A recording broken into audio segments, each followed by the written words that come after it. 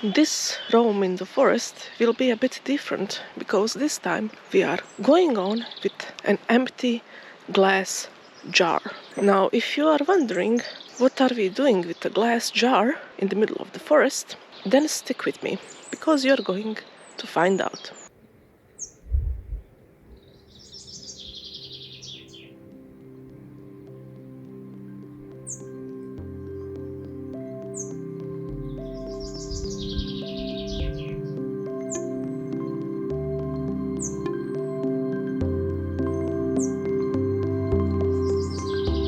These trails are not random. As a matter of fact, they might belong to... Yeah, don't worry, we're safe. And I base that assumption on the inner feeling of peace. And also the fact that the boars are asleep now somewhere in the shrubs. Beautiful clay-rich mud. This is more sticky than some glues I used in elementary school. Take a look at this fluffiness. You just have to come and have your feet here in some kind of stream and touch it.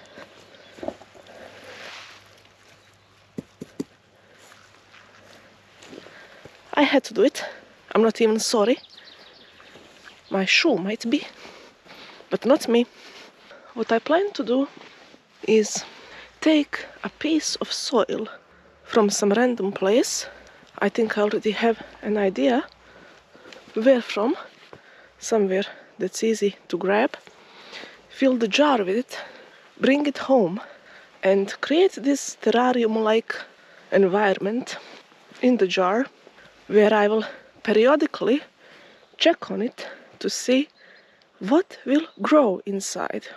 I expect it will be a lot of randomness, a lot of fun, and possibly a failure.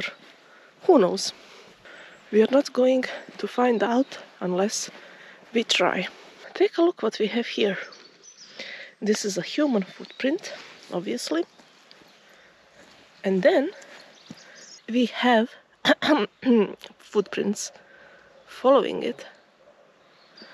So did the animal follow the human, or human followed the animal? I cannot be sure on all the prints I see.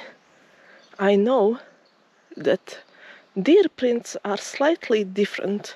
They are more V-shaped and more thin. These seem to be larger. Now, I might be completely wrong. I'm not a hunter or a biologist or anything of the sort. I'm just making assumptions here. If somebody knows better, tell me, based on the things you've seen, what's going on here, and I'll be happy to hear it.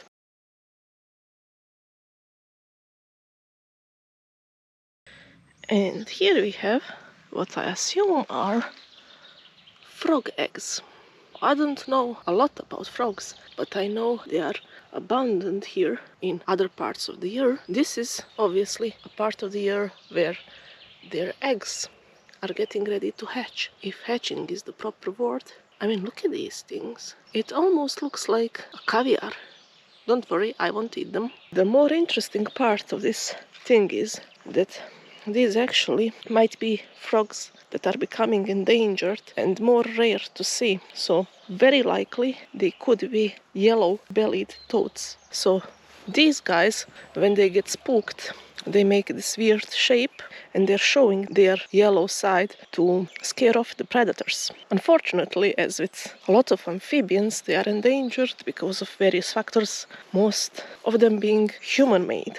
I just hope that those eggs will survive. They look very unsafe there. I'm sure there are some other predators that do eat them, so I'm not sure what will happen next. I guess some rain and a bit more of water there that would cover them would be a good solution for them. Another very interesting things about frogs that I really just have to say, and that is maybe a reason why I don't have many friends in real life, they do have sort of inner radar, if you wish, that not even scientists have fully decoded. They have a way to feel, or to know, let's say it like that, which pond is not going to dry up in some amount of time that's coming. And that is crucial knowledge, because the pond drying out means babies being on dry land and, of course, unfortunately, fading out. So look it up if you're interested to learn more. I'm sure there are some interesting discussions, maybe research papers about it, and we are yet to find out how it actually works. Look at this guy. So cute. I have a feeling it will grow. I'm not sure how long they will let him be near the road like this, but I have a feeling that oak tree is now found its place. As you know, all the time they are competing for the sunshine, for the space. And this one, which is, I guess, some kind of child from that one that is already dead or quite dying, is going to continue the legacy of this family. Good luck. Oh, somebody lost tissues here, and I have issues with that. So I'm just going to take it. It's quite wet, so I don't know where to put it. I'm going to find a way though. I'll be going back in the same direction. So once I see these, I'll remember to take them. Oh, did somebody put a ramp here? Do I have to pay to pass? It's okay. For today it's free apparently. Don't know what happened here.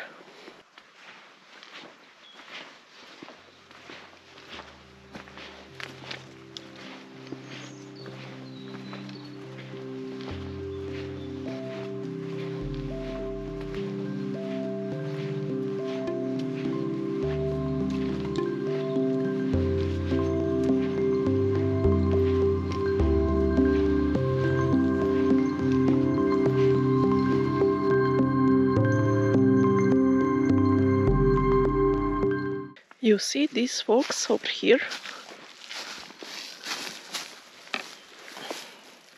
That's asparagus. It wouldn't be too crazy to actually find asparagus shoots. And they started appearing just a bit further from here, because here where I am now is a bit colder still. It's a temperate climate, let's say, and you won't really find them now. But is it impossible? I don't think so. I planned to fly with a drone here today, but as you can see by the grass moving, the wind is not the best. It's not the worst. I think my drone would survive, but I don't want to play games. Well, this one is incredibly lucky, because otherwise it would drown there. And this one is human-made recently. Maybe somebody getting rid of their husband or something. I don't know what's going on here, it's very weird. It does look like a trench that archaeologists use though. Okay, I think this is kind of a weevil. I can tell that by the snout. Okay. No need to be friends with you anymore. Now I look like I got here from some kind of wilderness, which I did. Oh, maybe there's more of it. No, all good. You know what? Let's go visit that tree over there. That looks like a wise tree. Even though I disagree with one thing, we commonly just simply equate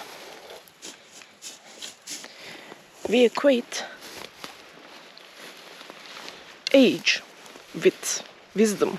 And let me tell you, in my life, and I'm sure that's not only my experience, I met many young people who are very old souls, let's say. Again, old. they're experienced, even though they do not necessarily have the experience. They have the mind to calculate possibilities, to draw conclusions. And yes, experience is nice and a different aspect to it all, but it's not necessarily wisdom. And I met many old people who are everything but wise. I'm not saying a baby will be the wisest human there is, but let's just not hang tightly to age, to describe anything, to put it in some label. But yeah, this tree is magnificent. And I'm not sure it's alive. Let's see if it has any buds on it. The thing that grows on it, it's not its own leaves. It's something else. It's ivy, probably, yes. Just enjoying the sheer beauty of this. Look at these branches, roots. It's like thing you see in the movies, and then you have very old ivy branches who hold tight to this tree. And yes, I don't think this one is alive right now, but I see some dried out leaves.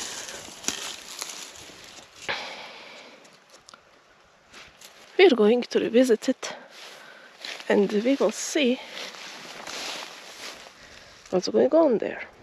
Beautiful tree.